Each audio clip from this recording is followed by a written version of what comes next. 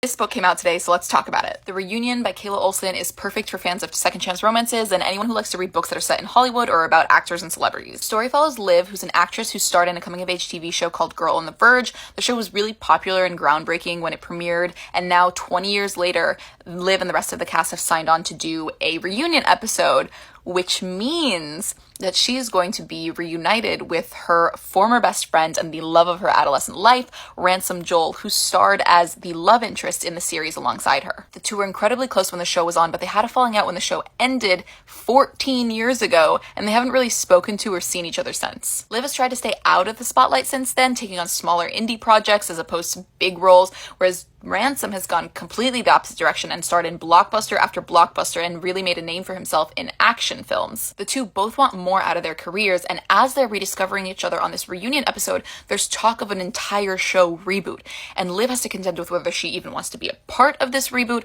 or whether she wants to focus and stay in the small indie lane that she's kind of carved out for herself, and what that decision might mean for this rekindled relationship with Ransom. Honestly, I had a great time reading this. Thought it was pretty good. I'd give it a solid 4 stars.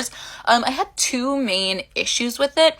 The first being that it almost felt like the second chance romance version of Insta-Love. I don't think that the author did enough to re-establish their relationship before they kind of were like, yeah, we like each other.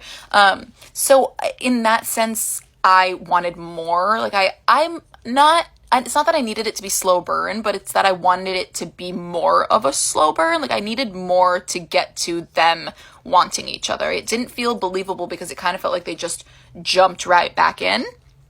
And the second thing is that I wanted more character depth from the characters who weren't Liv, the main character. It felt like all of the secondary characters, including Ransom, only really existed in relation to her, and every detail that we got about them, every personality trait, was only mentioned in relation to her. So unless it moved along Liv's story, we didn't really know anything about these other characters. So it felt a little shallow in that sense to me, but it wasn't glaring. I think overall it was still really entertaining, and I liked it, and I do recommend it.